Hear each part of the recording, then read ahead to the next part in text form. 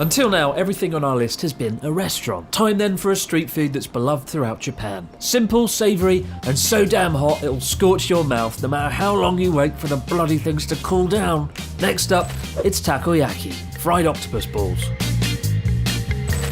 There is no food in Japan that I've burnt my mouth on more times than takoyaki. The batter, so hot and gooey, it's fresh off the grill, drizzled with mayonnaise and sticky sweet Worcester sauce. Fish flakes eerily blowing in the wind. It almost looks like they're alive. Itadakimasu. Oh God. Oh. I waited a solid 5 minutes for this to cool down, to no avail. It still incinerated my mouth. Scientists are currently trying to find the conditions, the perfect conditions to ignite fusion, right? Using lasers and heat and energy. They needn't look further than a takoyaki stand in Sendai, a trillion degrees centigrade. The power of the sun in the palm of my hand. Wow, fuck. Given that this was just 560 yen and it could keep you full for half the day, it's probably a 9 out of 10 in terms of value for money.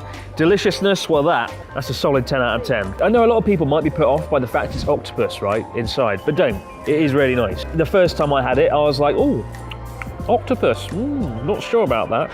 But by the second time, I was fine. By the third time, I was in love. Alright, so you probably couldn't survive a whole week living off of takoyaki alone, though I'd be keen to find out. So let's consider a more well-rounded alternative. This next one I almost avoided putting on the list altogether, as you don't typically associate sushi with value for money. However, there are certain conveyor belt restaurant chains that aren't too harsh on your pocket money. So let's go inside a kaiten sushi restaurant and see how far we can make 1,000 yen really go.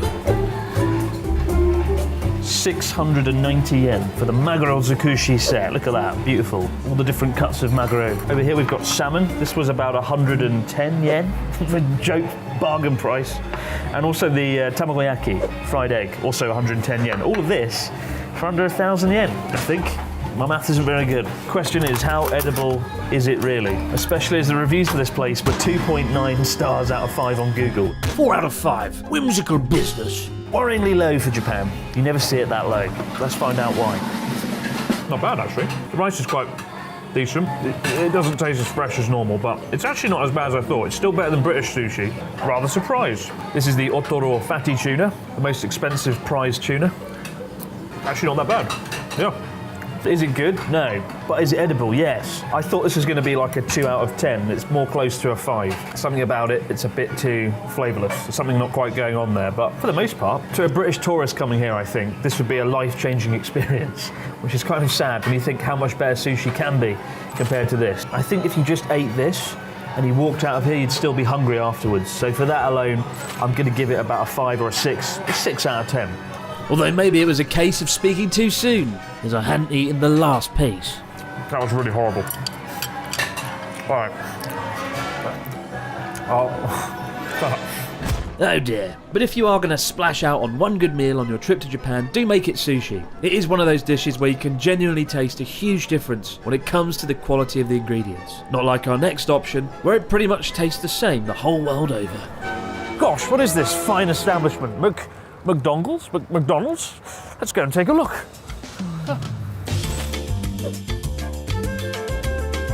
So you might hate me right now for featuring McDonald's, but the truth is the fast food chain is arguably Japan's most popular fast food option, operating the most restaurants in the country with 2,900 stores nationwide, a whopping 1,000 more than even Sukiya. But as someone who's never set foot in McDonald's, I find myself drawn to the more exotic Japanese items on the menu.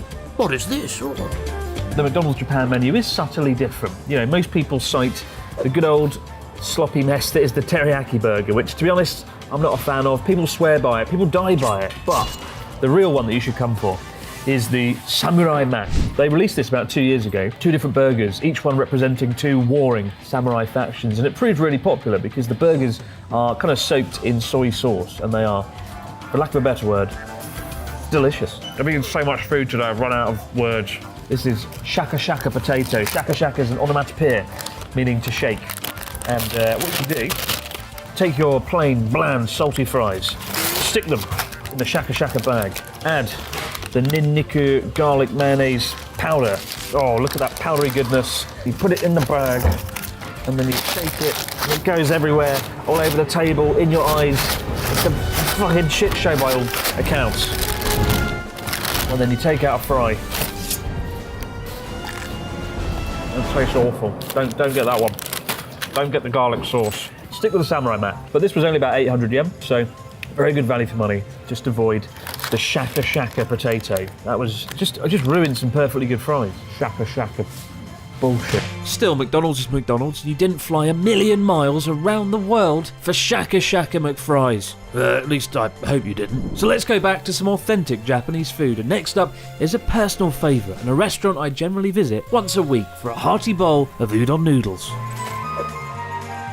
With 800 stores nationwide, Marugame製麺is Japan's most popular udon franchise, serving up authentic Sanuki udon from Kagawa Prefecture. Famed for the square-shaped flat edges and satisfying chewiness, Sanuki udon is made from a wheat flour and served in broth flavoured with dashi fish stock and niboshi sardines. It's a heavenly combination, rich in umami flavour, especially if you throw some additional tempura battered toppings into the mix. Which you can, given this hearty bowl of udon costs just over 500 yen.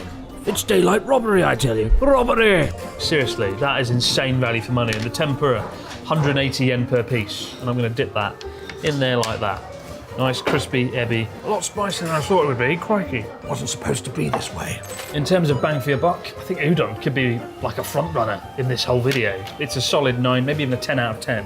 While udon might be formidable value for money, there's still one that's even better. The standing soba noodle restaurants you can find around Japanese train stations, such as this one in Sendai, where for 500 yen not only do you get a piping hot bowl of soba noodles, but they come topped off with 2 chunky pieces of juicy fried chicken. How the bloody hell do they turn a profit? Soba noodles are a little bit bland, but when they're in soup, they really come into their own. Especially when they've got fried chicken with them as well.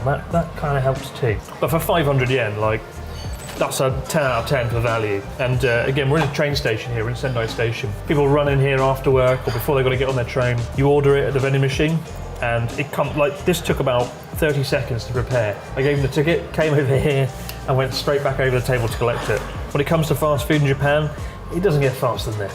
One thing I love about the standing soba restaurants is you don't feel too full at the end of it. You know, when you sit down and have a big meal and you're like, by the end of it. It's nice being stood up, help with the digestion. Years ago, when I was on journey across Japan, I bumped into a food fighter, a really nice girl, who could eat a whole bucket of karaage chicken. And the way she got around it, her secret was she would periodically stand up and jump up and down. And apparently that made the food go down her digestive system. So standing up at a soba restaurant, I feel the same. I just jump, and soon I'll get arrested and deported. While we're here, there's another popular chain you can find at pretty much any major Japanese train station. It's a bit of a wild card and not something you'd necessarily associate with Japan. And it's, well, it's bread. It's bread, isn't it? Look at this greasy compilation of baked goods. There's enough oil in here to power a 747 jumbo jet. I don't really eat this anymore. I've become a bit more health conscious over the years, shall we say. And nothing about a cheesy bacon quiche, a bacon stuffed panini, or curry bread, curry pan, is anything that's good for your body. But look at this. This is really popular. Look at that. Tasty curry within. Like in Japan, they can't just have simple baked bread, but they are good at ramming every baked good with as much cheese and cholesterol as possible. Bang for your buck, it's a solid 8 out of 10. If you eat this, you'll be full for the next 6 hours, even though, let's face it, it's not the most well-balanced meal. If you're stuck in a station anywhere around Japan, odds are you can find a Vie de France, and why not? It's a good place in the morning for breakfast.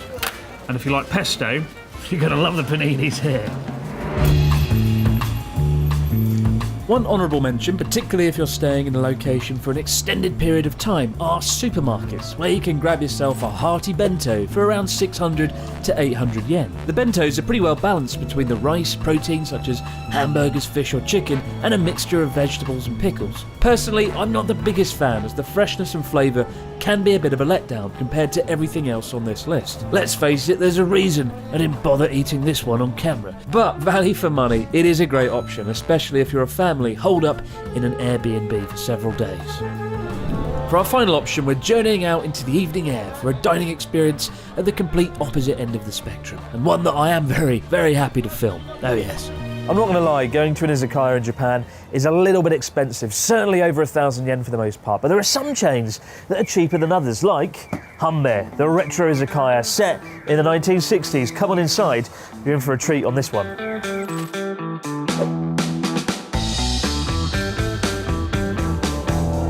In terms of value for money, this is unbeatable. Hanbei, the 1960s Showa era izakaya. This is all under 1,000 yen. From the yakisoba and this massive sprawling plate of yakitori with chicken, pork and cheese wrapped in bacon, to a chicken wing and all-you-can-eat cabbage. Isn't this insane? 1,000 yen. Crazy. And a single one of these tiny teeny yakitori skewers is just 60 yen. This is the cheapest yakitori you can get in Japan, probably because it's ridiculously small. Tiny, but delicious.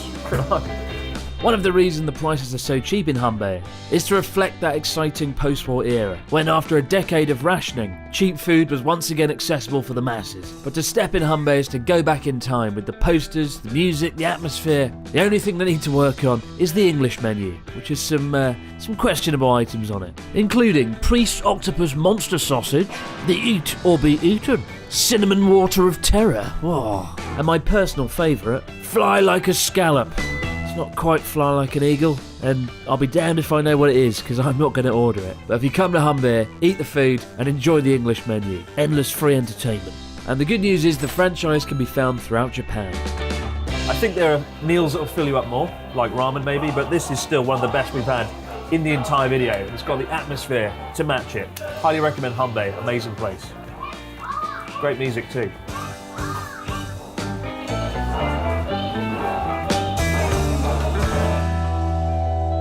Well guys, there you have it, 12 amazing dishes and restaurants to try for under 1,000 yen. But which ones do we miss? Which ones do you want to try the most? Let us know in the comments down below. For me, I want to try laying down, because I feel completely and utterly dreadful. We shot this entire video pretty much in one day, and don't ever try and do that. Don't fit 12 dishes into one day, for the love of God. But for now guys, as always, for behind the scenes stuff, check out the Abroad Japan Patreon, and I'll see you next time to do it all over again, right back here on Abroad Japan. Bye for now.